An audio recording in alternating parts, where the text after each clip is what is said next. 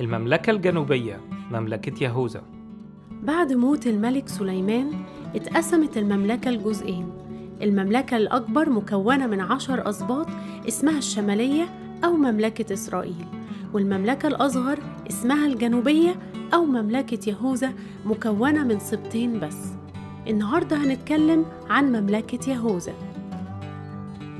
زي ما قلنا بتتكون من سبطين بس، سبط يهوذا وسبط بنيامين، وبتتسمى المملكة الجنوبية وكان فيها الهيكل. العاصمة أورشليم. تاريخها سنة 930 قبل الميلاد لحد السبي البابلي سنة 587 قبل الميلاد. اللغة الرسمية هي اللغة العبرية. حدود المملكة: من الشمال مملكة إسرائيل، ومن الجنوب أدوم ومصر، ومن الشرق مؤاب وعمون، ومن الغرب مدن فلسطين. أول الملوك كان رحبعام، وكان أغلب الملوك أشرار ما عدا 8 ملوك حبوا الرب ورجعوا الشعب لعبادة الله وترك عبادة الأوثان.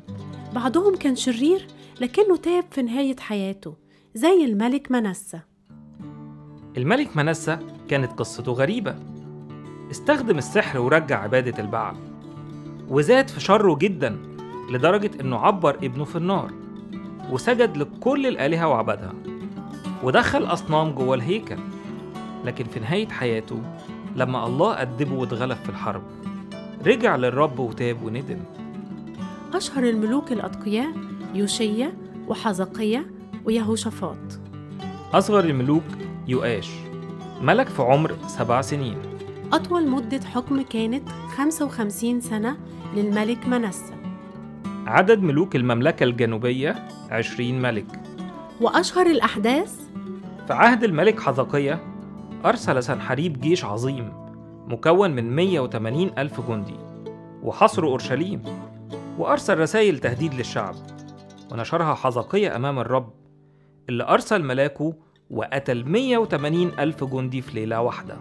وكمان مرض الملك حزقيا، فأخبروا النبي أشعياء بكلام الله إنه لازم يوصي بيته لأنه هيموت.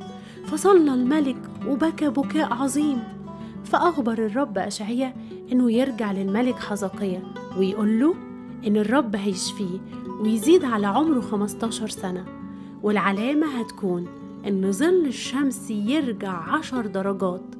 فعلا تمم الرب كلامه ورجع الظل 10 درجات، وإدى الرب حزقيا 15 سنة زيادة في عمره.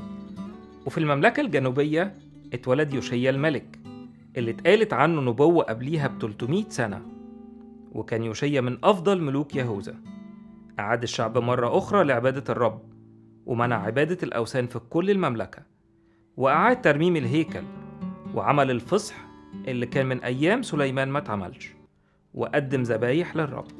وبسبب عدم توبة مملكة يهوذا وعبادتهم للأوثان، الله سمح إن المملكة تتهزم في الحرب في عهد الملك يهوياكين من ملك بابل الملك نبوخذ نصر سنة 587 قبل الميلاد، وتم سبي الشعب لمملكة بابل، لكنهم رجعوا بعد 70 سنة مرة تاني لأرض يهوذا. وبكرة نتقابل مع مملكة جديدة وأحداث مختلفة.